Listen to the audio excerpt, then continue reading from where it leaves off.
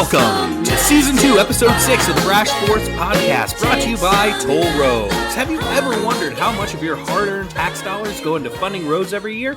Unfortunately, there's no way of knowing, but the good news is you can always pay more with Toll Roads. That's right, Toll Roads. Normal roads might feel the same as you drive along, but don't be fooled. You'll appreciate every morsel of asphalt underneath your tires as you cruise along the luxury highways that we'd never be able to afford with the $52.5 billion of federal tax money every year. And when you do, be sure to use promo code BRASH42 to save 50%. Toll Roads, pissing off commuters since 1850. What is going on, Brandon? How we doing, buddy? It's a Friday night edition of the BRASH Sports Podcast. We got a lot of stuff to dive into. Big NFL weekend.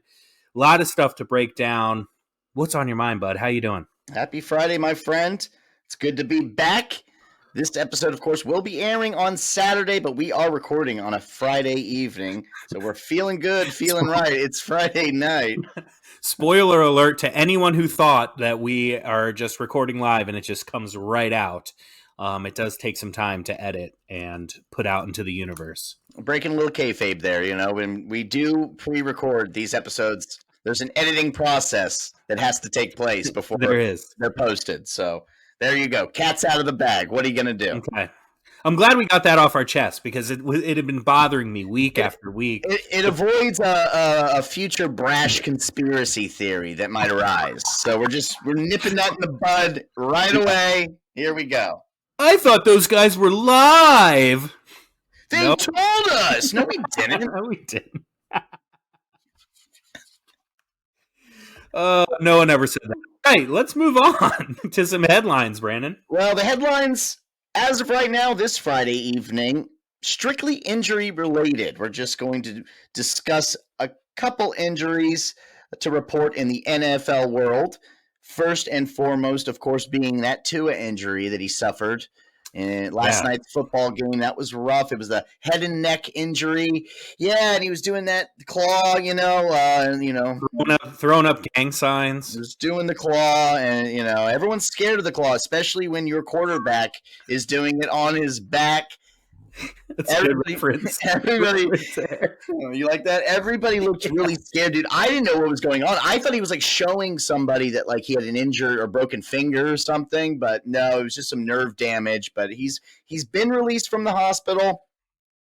So Tua actually came out. He released a statement. I'm not going to read it, but he just wanted to thank all of his fans and his teammates, and he feels bad that he's going to miss some time due to this. But, of course, we wish Tua a speedy recovery and hope it's nothing too serious. But all signs as of right now, him being released from the hospital, are he should be able to recover and return to the field this year. Yeah, did you sign the card that we passed around the office for him? Oh, no. Oh, you didn't? Oh, No. Dude. He's going to be like, wait, where's Brandon's signature? I know. I thought, yeah, we sent him flowers and everything. That's a shame. That he's going to be very upset with you. It wouldn't be the first time that I mistakenly forgot to sign the card. I'm known for that around the office. Trust me. Yeah, everybody gives me shit about it all the time. I'm the ungrateful brash employee here. Speaking of cards, David Montgomery's card, didn't sign that either. The running back for the Bears, he's going to be out against your boys on Sunday. So the Giants missing a big piece of their running game. Didn't quite see who his backup was yet. It looks like it's going to be a second-year running back, Khalil Herbert.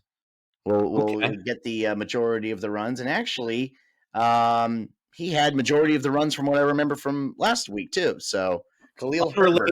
Unrelated to Justin Herbert, just FYI. Just in case anyone was wondering. Maybe a brother from another mother, but as far as they know, they are not related. Correct. And lastly, we touched on a little bit prior episode, but, of course, Mac Jones definitely ruled out for the game. He will not be playing against the Packers. It will be Brian Hoyer getting the start there. So lock it up for Green Bay on Sunday. Oh, foreshadow. That's kind of it. I mean, I didn't really put too much thought into the headlines for this second episode of the week. No, hey, don't sell yourself short, man. Anything you want to throw out there, Josh? Don't sell yourself short, dude. You crushed it. All right, that's plenty. That was the perfect amount.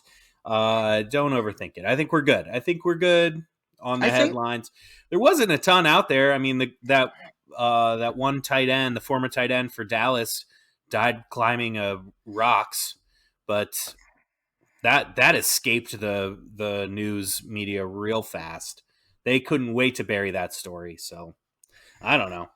That's it. I don't know what else is going on in the world. I barely know what's going on in my own world. So I appreciate you bringing me up to speed on those things. Yeah, buddy. I mean, it's tough also because, again, with all this pressure on us from the powers above, right, trying to, crunch in as much as we can in a short amount of time, it kind of just makes you think less of certain stories and say, you know what, we can skip over that. That's not big enough to mention as one of our headlines. So we'll just move past that, pretend it didn't happen. Anderson has been riding our ass to kind of speed these up a little bit. Specifically today, because we have to get to our Bay Verde segment as much as we love to do, but they're putting the clock on us, and they want us to speed through this thing. They do not want us to spend any more time than we absolutely have to. Again, our time is precious. We only have a certain amount allotted for sponsorship, so we're just going to have to speed right through it, if that's okay with you, Josh. Yeah, I mean, I watched every second of the game, so I have a good idea of what's up here, but I know our fans, they want to know what happened with the game, so we can give them a quick rundown. All right, well, let me get Anderson to start the clock here. You ready? Okay. Anderson's going to go ahead, start the clock. He's putting the pressure on us. So Good. And it was another exciting week of Bay Verde football in the books as the Wombats faced off against one of their top rivals, Florida FNU Bullfrogs. Tempers flared as offensive coordinator Moose Pageland and wide receiver Mateo Garcia made their return to the Swamp. Josh, did you catch the boos coming from the stands every time Garcia cut the ball? Yeah. Yeah? Yeah. Yeah, he definitely rose to the occasion, bringing in 8 catches for 107 yards and a score. Moose did a hell of a job as well, drawing up creative offensive plays all game, including a double reverse flea flicker that went deep to Wolfgang Fury, who, as everybody knows, is our top tight end. That was a 65-yarder, which counted for one of his 9 catches on the day. How do you feel with the game plan that the Wombats coaching staff put together? Great game plan. Great game plan? Great game plan. Great game plan indeed as the Wombats steamrolled Bullfrogs 51-16 and remained comfortably at the top of the conference. Bay Verde will be hosting Calvin Coolidge Community College this Saturday at 12. Now, of course, you can only find on the Midwest Atlantic Coast Sports Network. Absolutely, yeah. It was a great game. I'm glad we got through the rundown. How do we do on time? Anderson, what do you say? Is that good? All right, you fuck. All right. God, dude. God. He was still doing this. He was just doing this. Looking at his dude. How fast do we have to do it? All right. Asshole. All right. Whatever. So we got through it. That was our BVU recap. It's a shame we couldn't spend more time on it, but hey, this is just the way it's going to be for the foreseeable future. I think eventually we're just going to have a whole podcast dedicated to BVU. We're going to have to. Because there's just so much more to dive into than, a 30-second rundown. Like, that's just absurd. But, all right, well, moving on. What's up on the docket next? We're going to get into the little Thursday night football action. Might as well touch on that Thursday night extravaganza that was. It was pretty. I mean, unfortunately, I thought it was going to be a little bit more exciting than it ended up being. Due to that injury of Tua, kind of sucked the wind out of the entire game. That happened in the first half. But how about those Bengals coming out with those sick uniforms, looking like the Cincinnati Warthogs over here? Dude, I love those uniforms so much. They might be my favorite football uniform out right now. Close second, the powder blue Chargers. I love those uniforms, but they were fucking sick. The white Tigers, man. I hope they bring those out a lot because that was really cool to see.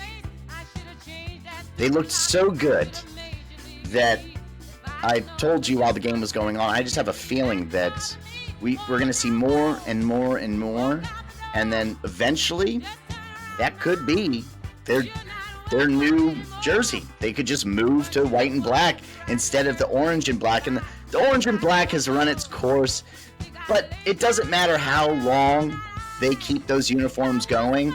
They just look silly. It looks like something, a Little League team would wear. So, especially when you compare them to those badass black and white uniforms. Or like when you see like in a TV show or a movie or a commercial that doesn't have the like rights to the NFL and they have to make up a team and make up uniforms and stuff, it looks like something that they would drop in a writer's room in Hollywood. You're like, right. Oh, they're called the Bengals and they have stripes all over there. They're like, yeah, that sounds good. Sure, we'll go with it. Like that's what it seems like. But they should definitely make a move to the black and white. I love that look. So the Bengals end up getting the win when all is said and done.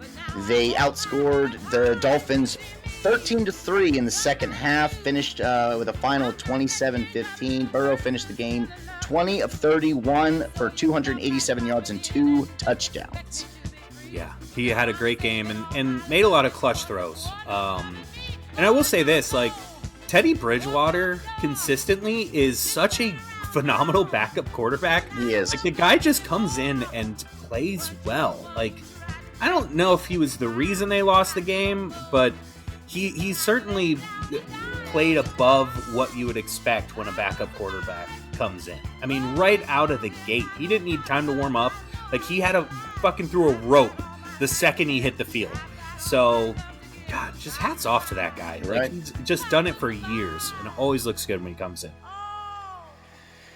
You took the words out of my mouth. I was going to give a shout out to Teddy Bridgewater. I thought, all things considered, he did a good job being thrown in that difficult spot against the defending AFC champions. And he did throw that interception, but the man wasn't sacked once. So he was able to stay out of harm's way in that aspect.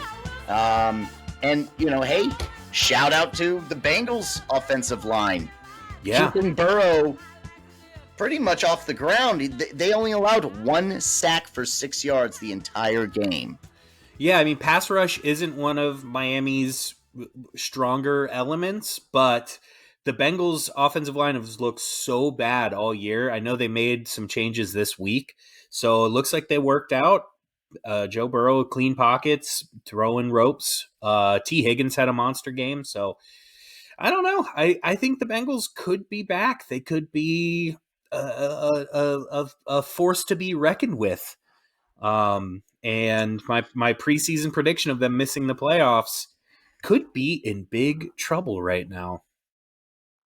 Still very early, but yes, this looks like the beginning of like a 4 or 5 game win streak, in my opinion. That momentum is definitely building for him. And although he was on the losing side, we'd be remiss if we didn't give an honorable mention to Tyreek Hill. Lightning speed, 10 receptions for 160 yards, no scores, but who gives a shit? The guy is fun to watch. He's just so fast. It's unbelievable. He looks so much, because he's not that much faster than everybody else, but he looks so much faster. You know what I mean? Like, if you're just clocking him with a radar gun, he's not that much, but he looks so much faster than everybody else. All these other professional athletes out there. It's crazy. And him and Waddle might be the best 1-2 wide receiving punch in the NFL. I can't think of a better one right now. A lot of that probably has to do with the fact that he's really not that tall. You know, he's that's true. Those little strides. But he's solid fucking muscle. So, I mean, good for Tyreek Hill.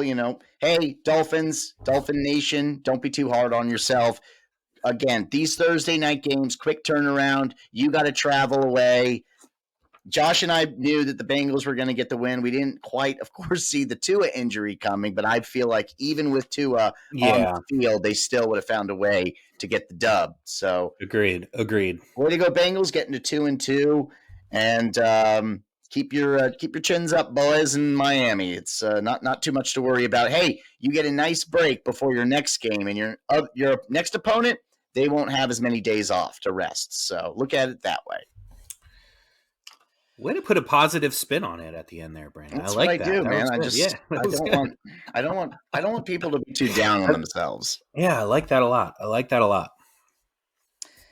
Well, we have a whole slew of games coming up this Sunday.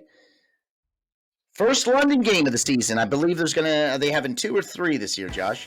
Well, the Giants are definitely in one. It's right after this week. So that is number 2. I don't know if there's 3, but for sure 2. I don't know. Probably 3. Probably 3. I don't know why I thought they were going with. Maybe they're trying to do 3 next year.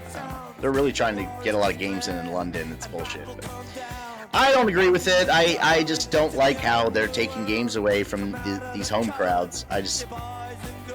It's America's game. Keep it in America. Oh my God. Okay. Strong hot take right there. Strong stance. But I'm sticking by it. London doesn't need the NFL, okay? No, they really don't. Like it now, they don't need it.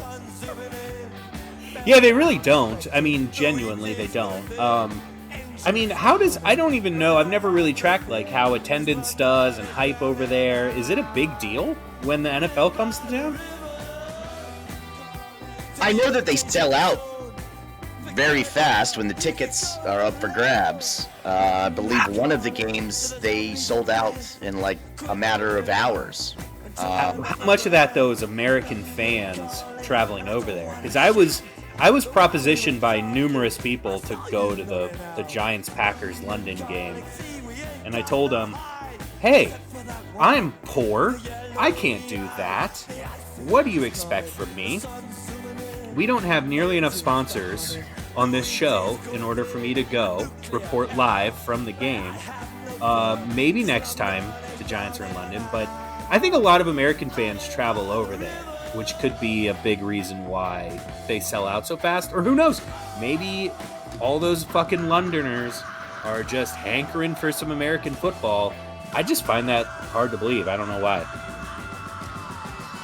I think it's a combination of Americans that have moved over to London, perhaps. Oh, that too, and of course, traveling fans. But it is interesting, I will say, anytime you see these London games on TV, there's a jersey of every single color in the audience. So maybe there are some NFL fans out there in London. I mean, it's making the NFL money, so they're going to keep going back. There's nothing we can do to stop it. No, what the Jaguars have gone a couple times, and every time I see a Jaguars jersey in London, it fucking cracks me up. It's like, of all the teams that we have to choose from, you picked the Jaguars. All right. At this point, they're pretty much the London Jaguars. But should we get into our Week 4 picks? Is it time? No. Oh, it's not? All right, dude. Well, hey, then in that case, I'm going to sign off. Anderson's giving me the look.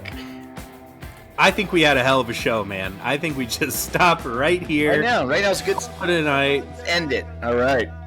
Thanks, everybody, for joining us. Thanks to our sponsor, Toll Roads. No, dude, we got to get into them. We're doing these picks.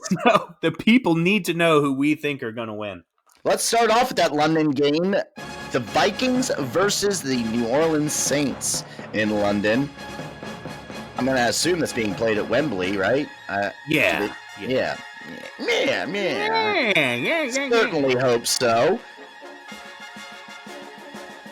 I'm going with the Vikings. There's really not much here. Not a whole lot of juice to see. I can't pick the Saints. Looks like they're having some question at quarterback. I guess Jameis is dealing with some lingering injury of sorts. So Andy Dalton may be getting the start here. Even so, even if they were fully healthy on the Saints side, I'd still go with the Vikings right now at this stage in the season. And they're a better team, and they're in a better spot early on. So give me the Vikings against the Saints in London. I think Vikings are starting to feel some pressure from the Packers, so they're really going to be bringing their A game to every single match. It's not a primetime game technically, so because it's 9:30 a.m. our time, Eastern time, so that would be like, that's awesome. That's what I do like about it. It's like 3 o'clock or whatever in London, so That's right in Kirk Cousins' wheelhouse. So I would say that I think the Vikings have the edge here, and I'm picking them this week. And that's that. 9:30 my time, 8:30 your time. Beautiful. I love waking up to some football on TV, man. It's such a good feeling. Right? All right. Now I'm warming up to the whole London game idea. Let's get. Didn't Now take what we that have long. to do is get one going like in Tokyo, and then we could just have them spaced out all throughout the day. It's like, oh man, it's 3 o'clock in the morning. I can't fucking sleep. Oh shit, Panthers are on. I wouldn't give two shits about this game, but it's the only one on. I can't fucking sleep, so I might as well watch. Go brew some coffee. Yeah. Panthers are on in Tokyo. The Panthers are not the next game we're getting to. We are going to head to Atlanta, where the Falcons are hosting the Cleveland Browns.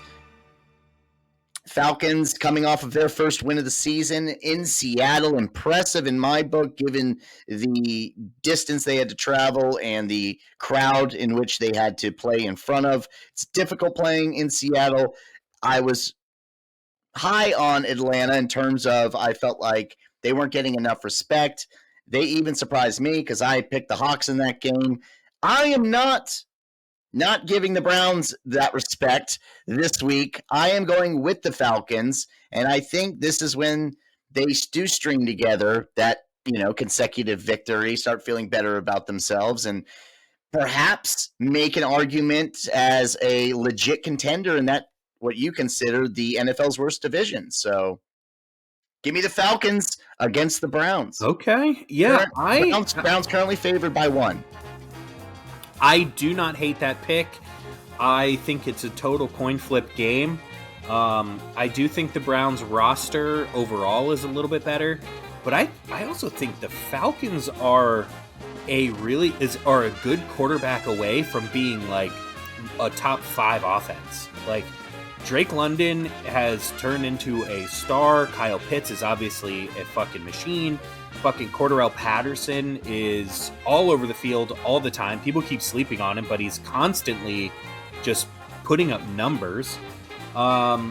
Dude, I think that they could be a really top offense. Mariota is obviously their weak point.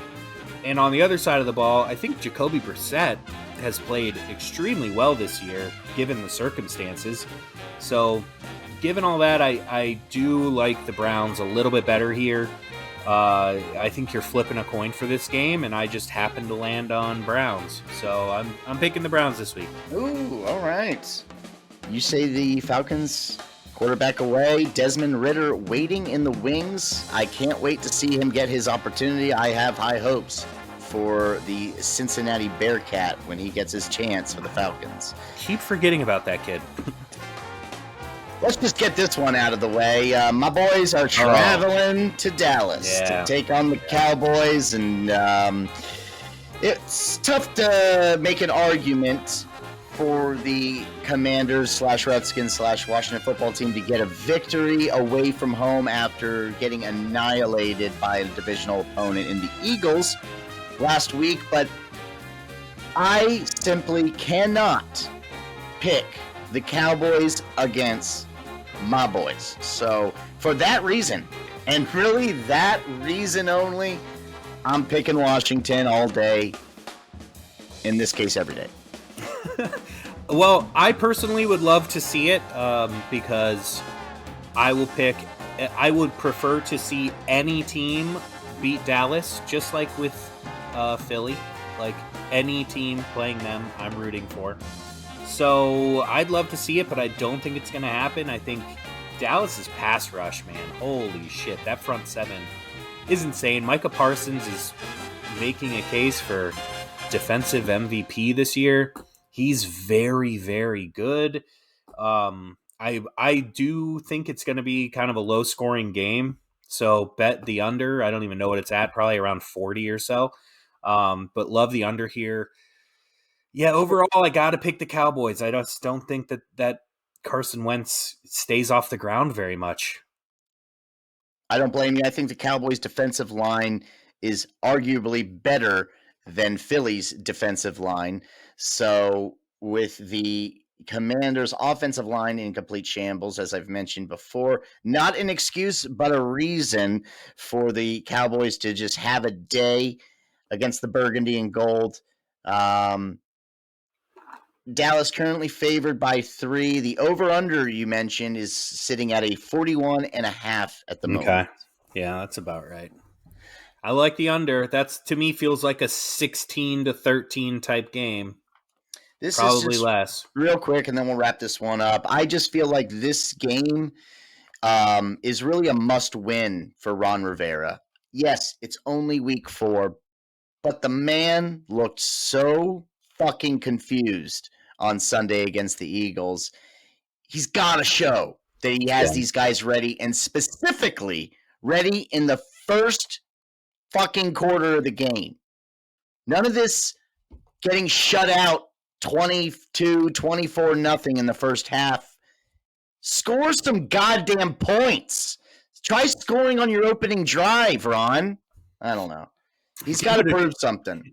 Give it a try. I mean, just try it. If they look completely flat, if they look completely flat, it may end up being Ron that is the first coach to hit the fucking curb this season.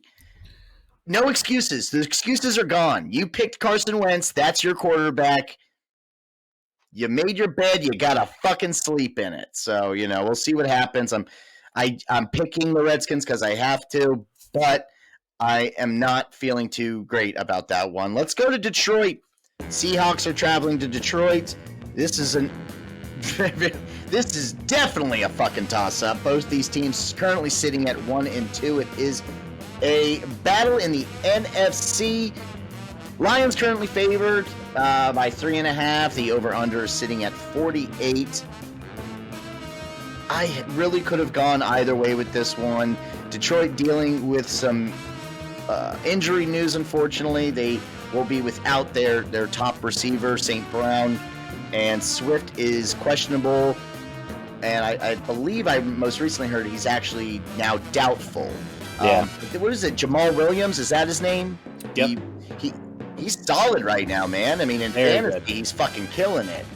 On the season, 43 carries, 168 yards, and 4 touchdowns. Pretty damn good after 3 weeks. Yeah, and splitting time at best. Like Swift, week 1, DeAndre Swift got probably 70% of the carries. So that's with backup numbers for some of those games too. Like he's doing very well. I'm going Lions here. I believe the reason I'm going with the Lions is just mainly because they're at home.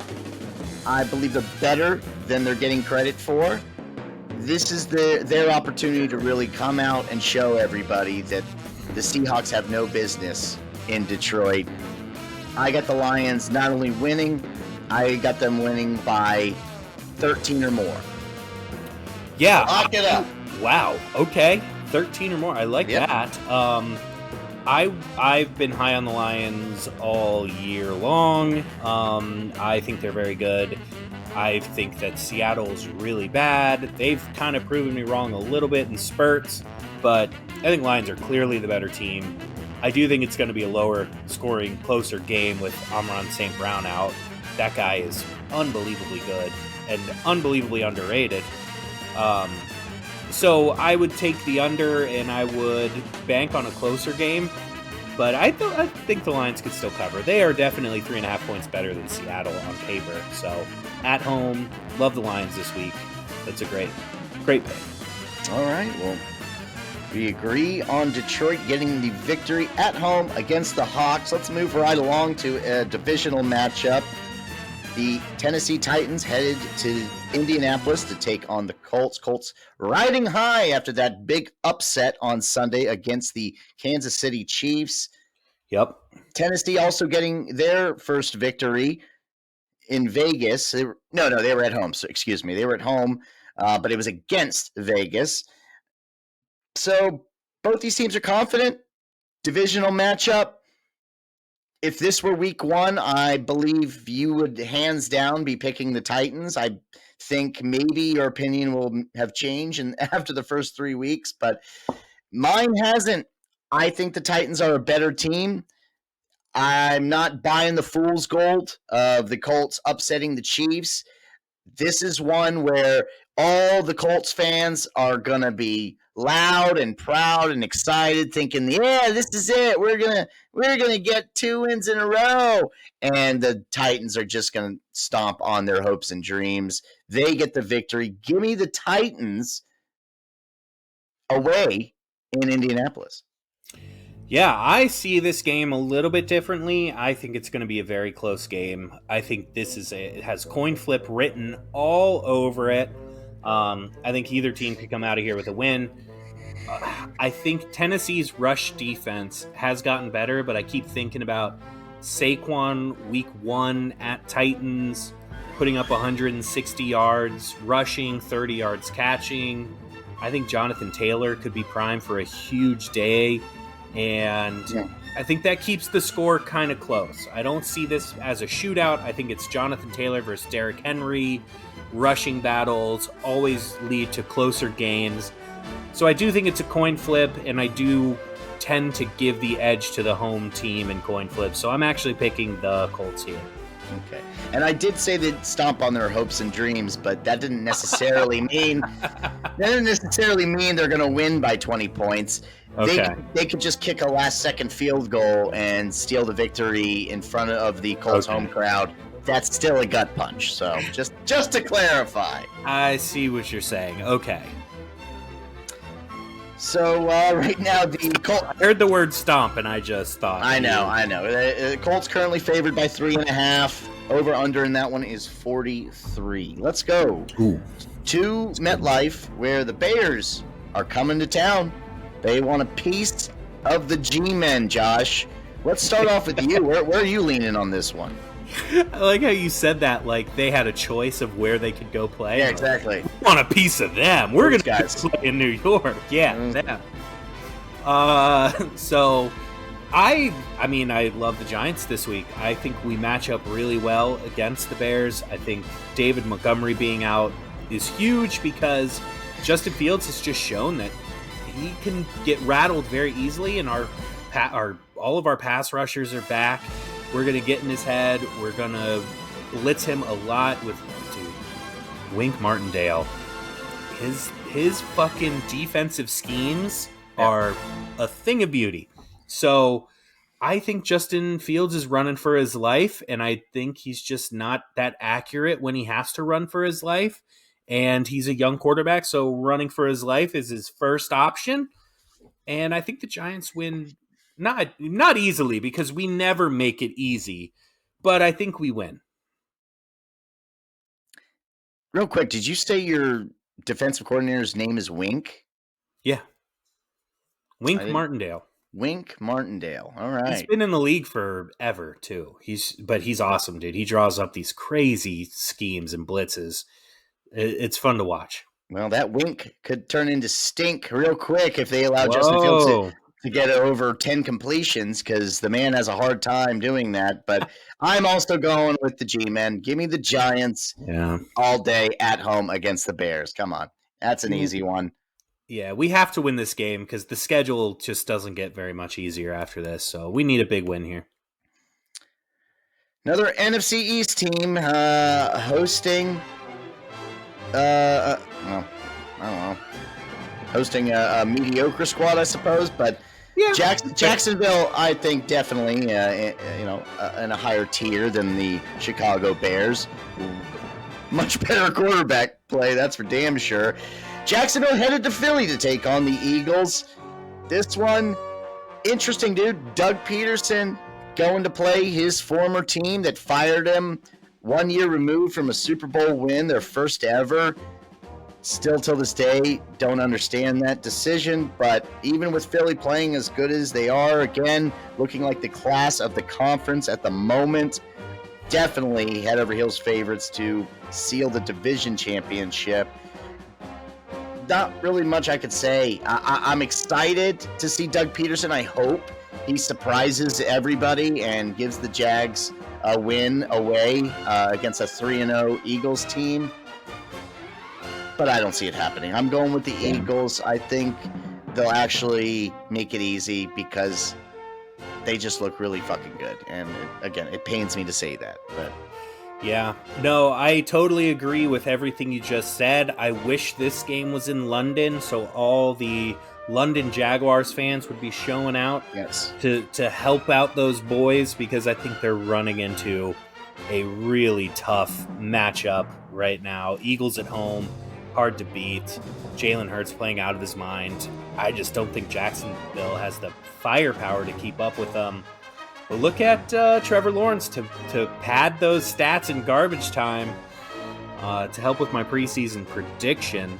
But yeah, it's Philly all day. I don't think you can pick Jacksonville in this spot, unfortunately. Not this early in the season. You got to give Philly the dub here. Hope I'm wrong. You hope you're wrong. Praying I'm wrong.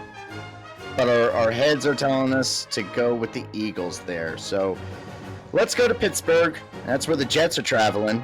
They're going to try to take on the Steelers. It looks like, your boy is finally getting his first start. Oh, yeah. Oh, yeah. And, I kind of feel bad for Flacco, though, don't you? No. Not at all. I mean, Joe Flacco's cool. He won a Super Bowl with a phenomenal defense, and he'll have that forever. And I don't feel bad for him. I'm just going to keep rooting for my boy Zach Wilson, the MILF Hunter. And I don't know. I actually picked the Jets in this game. And we talked about it. I thought about changing it. But then I thought, no, don't be a little bitch. Don't be a little pussy. Stick with the Jets. Go with your gut. Yeah, they're on the road. Yeah, it's Zach Wilson's first game back. Yeah, they've got every odds against them, but I just have a good feeling about the Jets here. I think that Pittsburgh has a lot of problems, and I think the Jets just can go in there and fucking do their thing. And Zach Wilson is just riding high right now. Coming off that injury, he's going to go in and surprise people. So let's see the Jets pull it out. I think Pittsburgh is having an identity crisis on the defensive side of the ball, and most importantly, with their quarterback position. Yes. Trubisky needs this win at home against, in front of Steelers Nation against the Jets. Yes, I do think it could possibly go either way. Jets getting that one victory so far against the Bengals, so they could be the AFC North killers, but I don't see it happening. I think the Steelers, after two losses in a row, they can come back, feel good about themselves. They get the victory at home against the Jets. That's how I see this one going. That wouldn't surprise me at all. So, Steelers, I don't know. I'm hanging in there with my MILF Hunter, Zach Wilson. And Steelers are currently favored by 3.5 on that one. So, not that really matters, but there you go. It's something. Vegas knows what the fuck they're doing. So, both teams currently sitting at 1-2. Buffalo's going to Baltimore. This we touched on a tad before the recording. Game of the week, right? And it looks like it's gonna be a sloppy one. Rain. It's just gonna be torrential downpour pretty much from the remnants of Ian making their way up north. After Buffalo getting that loss against Miami, I think they're pissed off. I don't care about the weather or the elements that they like to call it in pregame.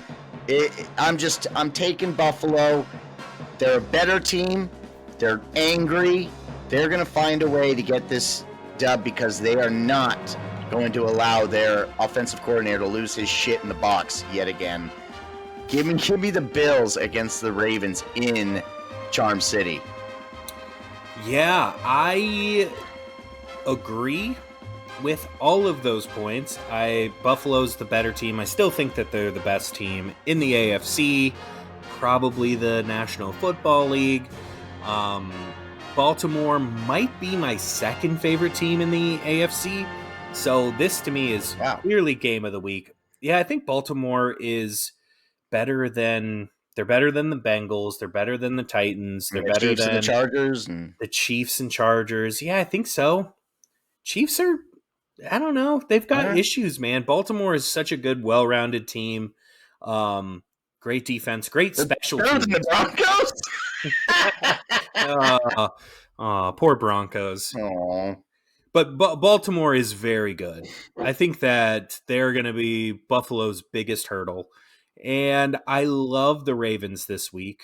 But I love the Bills a little bit more, so I picked Buffalo. Them losing back-to-back weeks just doesn't make sense, which is probably why the Ravens will win, but Buffalo losing back-to-back weeks does not make sense.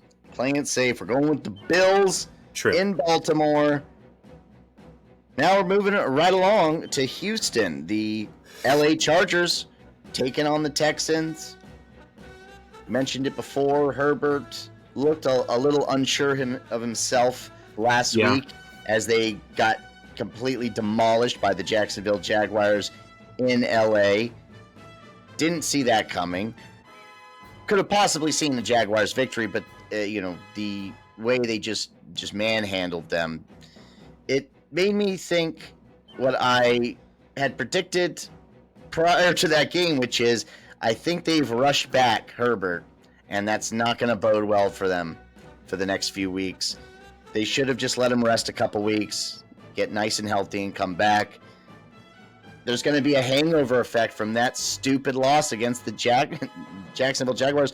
I can't believe I'm saying this, but I am picking the Houston Texans at home to get the win against the visiting Chargers.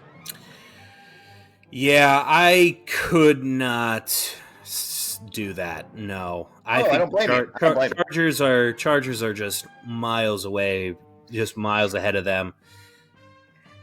I like the Chargers big this week. I think that they beat the shit out of the Houston. I don't have to say much. You think so? I mean, I really do.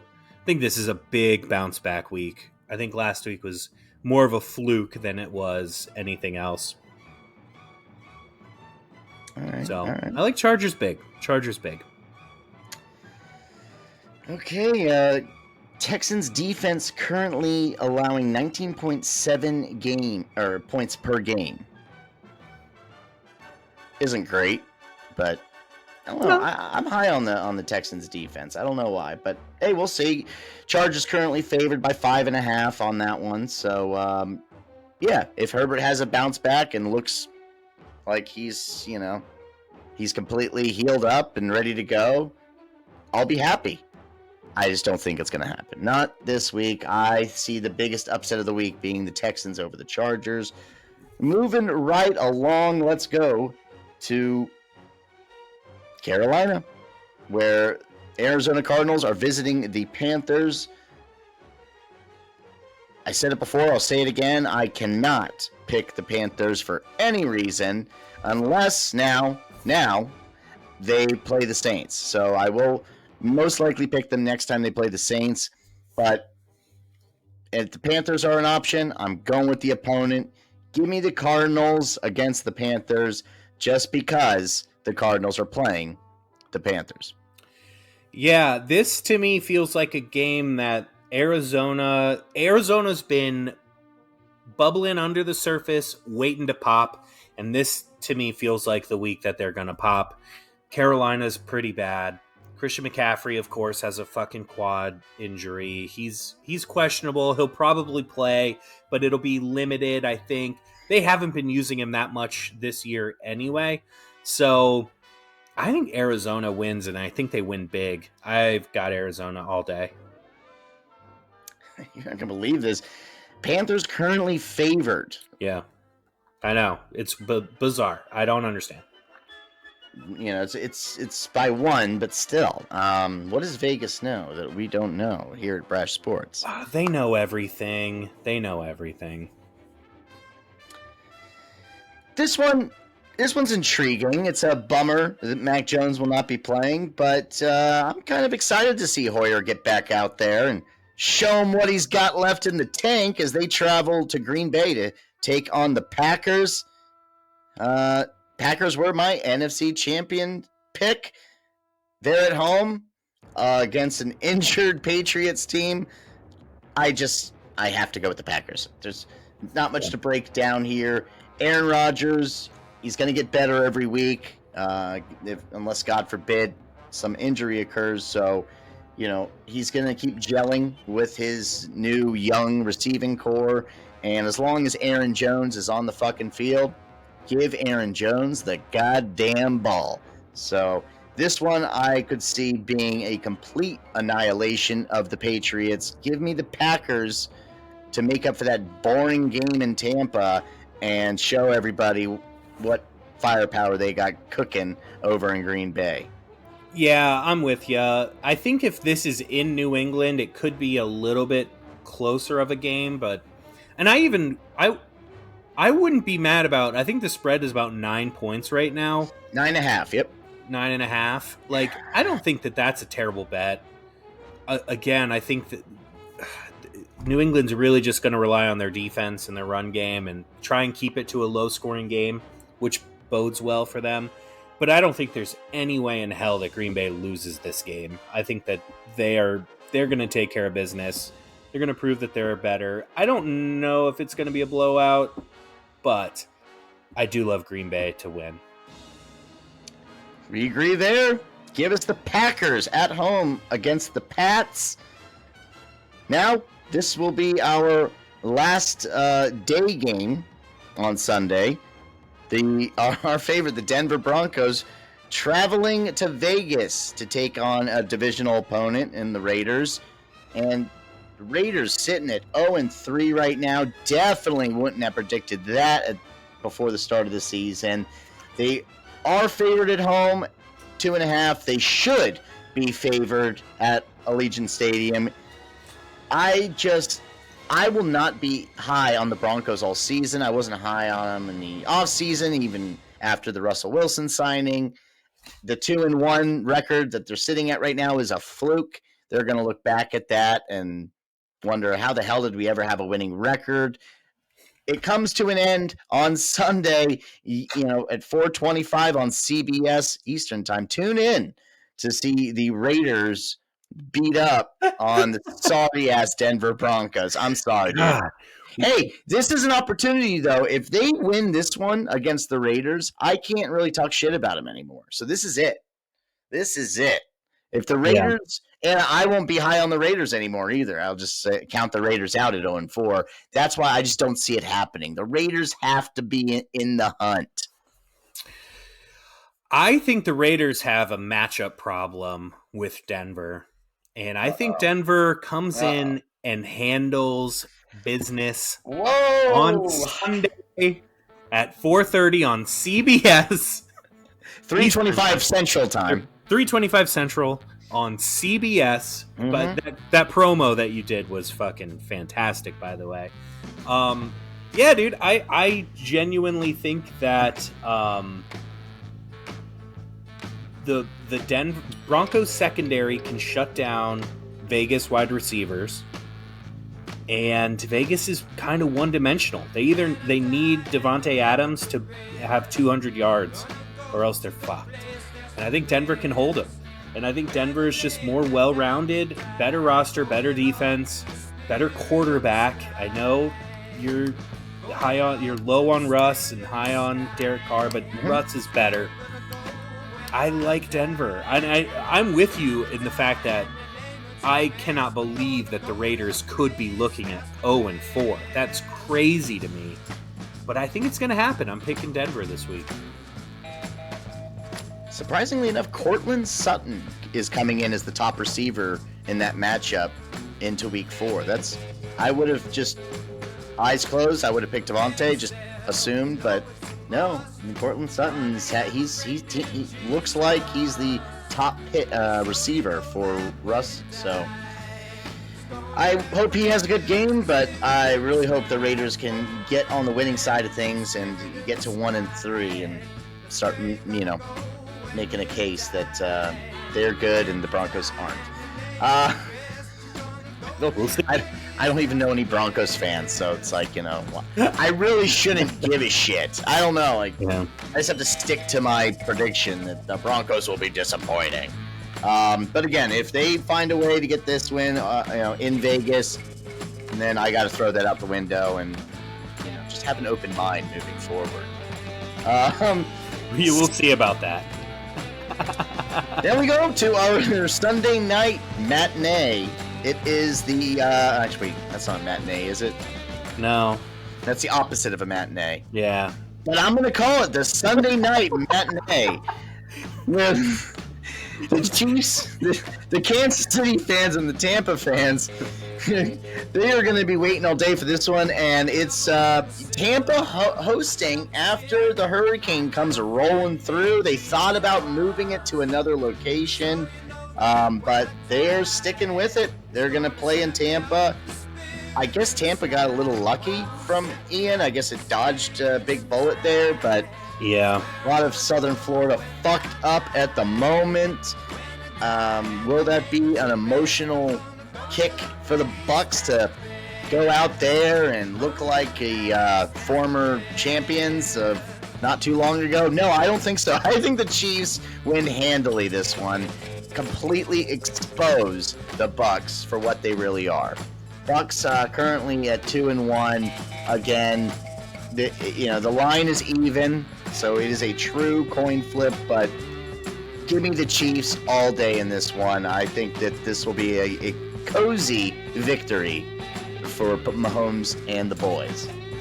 So I agree wholeheartedly. I think the Bucks are very overrated this year. I think the Chiefs are still just steaming after blowing that game to the Colts, and I think that they are hungry for a win. And just overall a much better team. There's not going to be any like Hurricane Katrina effect like the Saints when they came back, so none of that external shit is going to be a factor. Kansas City, I think, wins pretty easily here.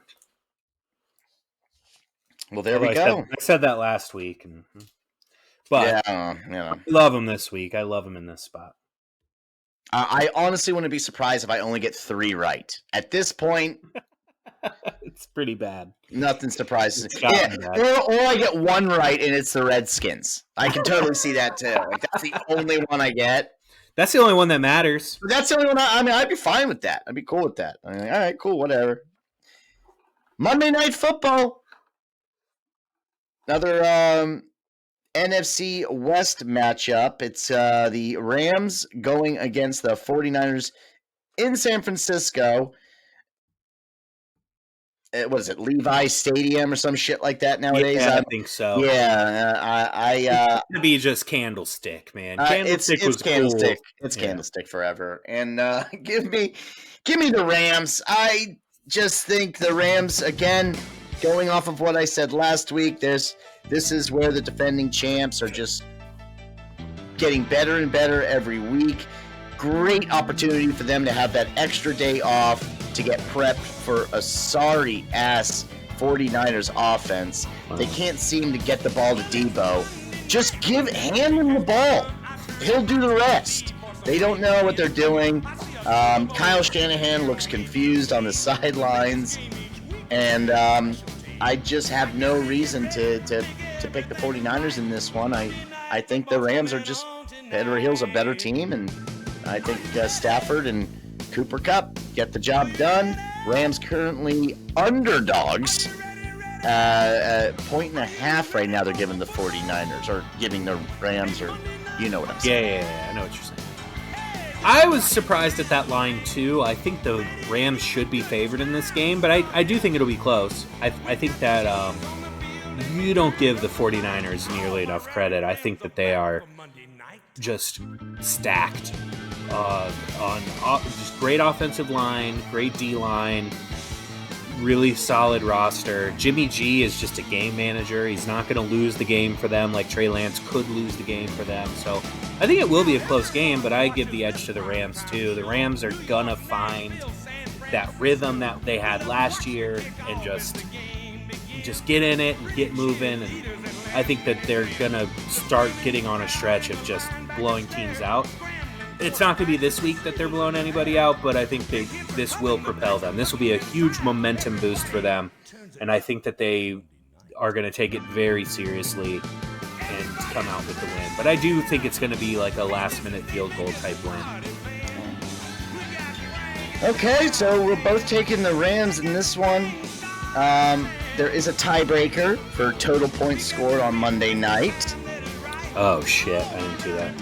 I went with, for whatever reason, when I made my picks Tuesday morning, I picked 48 as my total points scored.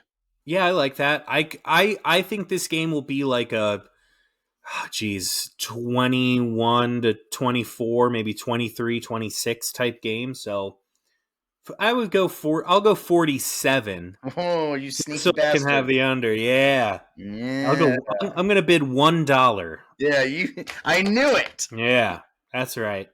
That's right. I think you went a little too high. I'm going $1. That's all you need. If I'm over, you win. That's it. Those are the rules. Doesn't matter how close you got, I win. Well, that's it.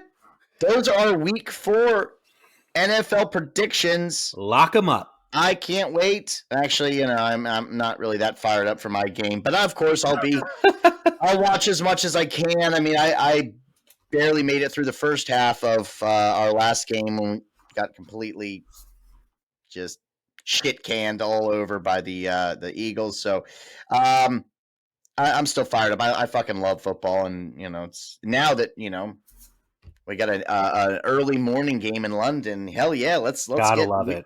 Let's get Week 4 rolling right along on Sunday. Now it's time to get into our parlay. But first, let's I just want to run through the recap. Okay, we both went 1-3 last week. Brutal. We don't need to dive into details. It's been bad. We're getting our underdogs, right? And then that's it. Yeah. So if we could just find out how to get our favorites and our coin toss, we got this. That should be the easy part. We are picking underdogs and hitting and missing favorites and coin flips. That shouldn't happen. This is the week we turn it around. I'm feeling really good about it. So Let's dive right in. We're going to get into our Brash Sports Parlay right after 10 seconds for station identification. You're listening to Brash Sports. Brash Parlay, brought to you this week by Brash Plus. Brash Plus, the hottest content at the highest prices. Subscribe now. Right to 1 hour marker. Here we go. All right. Right. Good timing. Yeah. So let's play the music. We're going to get through this parlay here, and this is everybody. Pay close attention. This is it, okay? We are in our 6th episode of our 2nd season. We need this. We need this bad. And it's time we hit one of these parlays so we can make a case to keep our jobs here at Brash and not be replaced with people that are better at gambling. So we're going to start off with our favorites as usual. I am going with the Packers at home against the Patriots. We talked about it earlier. This one is my safe bet. No reason to pick the Patriots in Green Bay.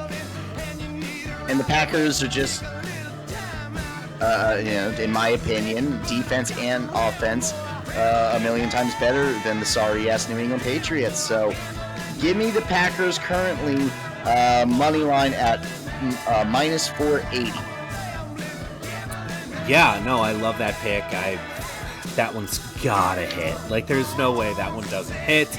My favorite this week might be a little dicier based on your breakdown earlier of our picks. I've got the Chargers at the Texans minus 250. This is a big bounce back week for them. I think that they are watching film all week of them getting their asses kicked by Jacksonville, ready to take it out on somebody, and Texans are just waiting for them to come to town and beat the shit out of them. So Chargers have to go in there and win. Chargers minus 250. Feeling confident about that. That's quite all right. I will not allow my pride to get in the way of my silly pick'ems. If we hit the parlay, see you later, Texans. I don't give a shit. My coin flip, is the Falcons sitting at +1 right now. Of course, that's at home against the Browns. That's a solid toss-up, and why not go with the home team and the team I feel is on the up and up? Give me the Falcons +1 at -110. Yeah, another one we disagreed with in our picks, but again, I was with you. I think it's certainly a coin flip. So if Atlanta won, who they have been surprising to me this year, I would not be surprised at all. So I like that pick. I like it thrown in there. My coin flip was one we both agreed on, and both thought it was a little strange that this was a coin flip, but the Chiefs' money line at the Buccaneers is -110 right now. Isn't that wild? So all they have to do is win straight up, and I think they're going to win straight up. I don't even think it's going to be very close necessarily. So Chiefs' money line at -110 to me is, we're flipping coins? Okay, that's great. Give me the Chiefs. Love it. Love it. We got something going here. I hope everyone's taking notes. Now we're moving to the bread and butter. Oh, do you have some more Chiefs Bucks breakdown or no? That's as far as you're gonna go with it. We're just gonna win. No, I love it. I hope everyone's taking notes. Yeah, I love it. Yeah, you should be. They're gonna regret it if they watch this later and find out that we won. I don't know how much, $400 or whatever, a $6 bet, but. When you tune into this podcast, have a pen and paper handy because you might need to take some notes. So that's just moving forward. That should just be what you do. And our underdogs, this is what we're known for. This is what we tend to hit more than anything for whatever fucking reason. But I feel confident in going with my Tennessee Titans, the AFC champion pick for February. Brandon going to Indianapolis to take on the Colts. Solid underdog. I got him at a the odds are +155, and that line once again, if I can fucking find it, and I can't remember what the fucking line is, but I think it's like 2.5.